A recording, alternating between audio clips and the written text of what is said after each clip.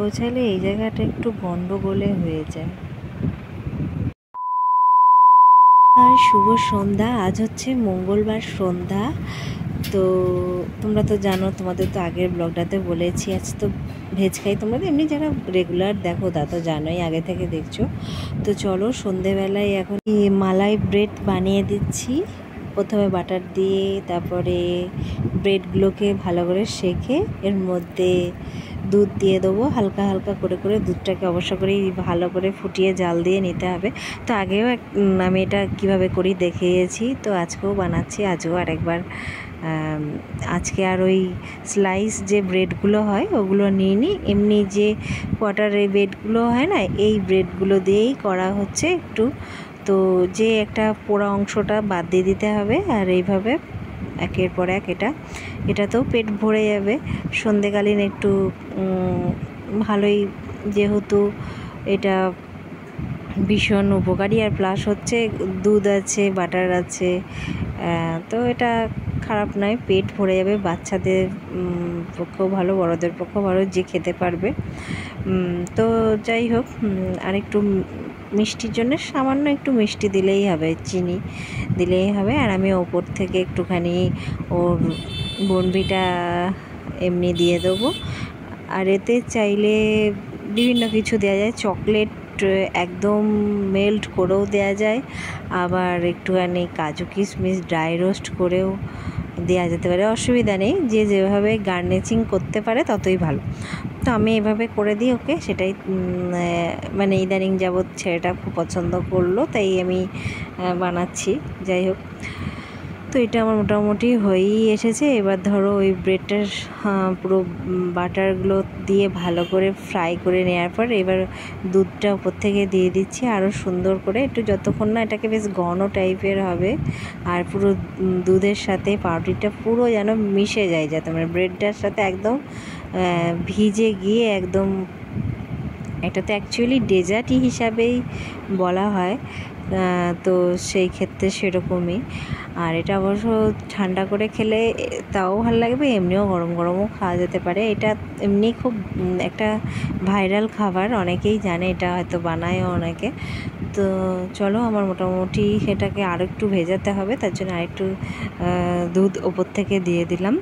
আর যেহেতু এই ব্রেডগুলো একটু মানে মোটা টাইপের হয়, তো সেক্ষেত্রে দুধটাও বেশি লাগবে। আর ওইটা স্লাইস টাইপের আমি একটু বড় করে করে দিয়েছিলাম, মানে 4টে দিয়ে করে দিয়েছিলাম।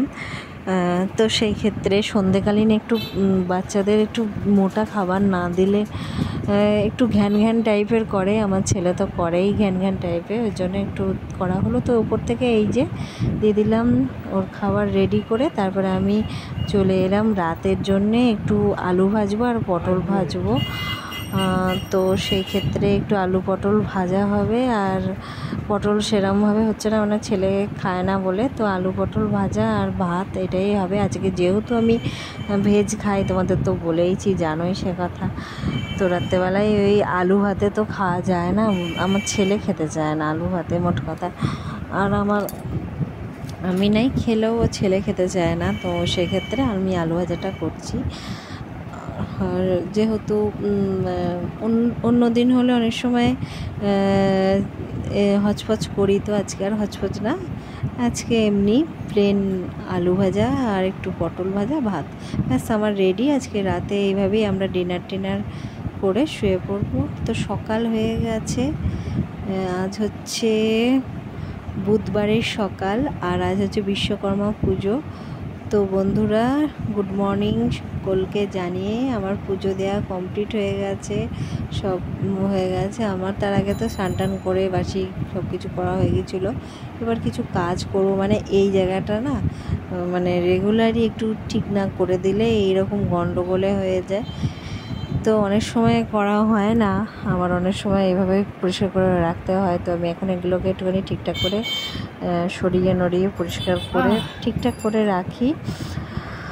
আর দেখবি পুজো তো আর বেশি দেরি নেই, আর যেহেতু বিশ্বকর্মা হয়েই গেল, মানে হয়েই গেল না, মানে হচ্ছেই পুজো, তো সেই ক্ষেত্রে দেখবে পুজোর সময় না যে যেমনই থাকুক না কেন, ঘর তোর যেন একটুখানি পারফেক্ট রাখলে ভালো লাগে, মন মন মেজাজ ভালো থাকে, মনে একটা প্রশান্তি মেলে, এই যে, তাছাড়া কিছুই না। তো আমি ভালো করে এগুলো সব মুছে টুছে নিয়ে সুন্দর করে পরিষ্কার করে দিয়ে নর্মালি এভাবে গুছিয়ে ফেললাম। আর গাছে জল দিয়েছিলাম তার আগে এই দিকটাও পরিষ্কার করে নিলাম। তা আলটিমেটলি আমার এগুলো সব পরিষ্কার করা হয়ে গেছে। আর আমি একটুখানি বাইরেটার দিকে দেখছি, আজও মেঘলা, বৃষ্টি ওঠার কোনো নামই নেই। ওই তো চলো পরে আসছি। এবার ময়লা ফেলতে যাব। আর এখন ব্রেকফাস্ট বানাবো। আজকে তো বিশ্বকর্মা পুজো, তো সবাইকে শুভ বিশ্বকর্মা পুজোর শুভেচ্ছা। তো ছাদে যাবো একটু পরে। তারপরে ছাদে এলাম, সেই একই অবস্থা, মেঘলা ওয়েদার, কোনো ওয়েদারের কোনো ঠিক ঠিকানা নেই, কি বলো তো। তো চলো এবার, যেহেতু আমরা যেখানে ফ্ল্যাটটায় থাকি, এই ভাড়া বাড়িটাতে মানে একটু এরকমই, এখন একটু আলুর তরকারি আর গরম গরম লুচি ভাজছি, এই হবে আজকে ব্রেকফাস্ট। আর লুচি প্রথমেতেই জাগিয়ে ফুলে গেছে, অনেক সময় ফুলতে চায় না, আজকে ফুলে গেছে।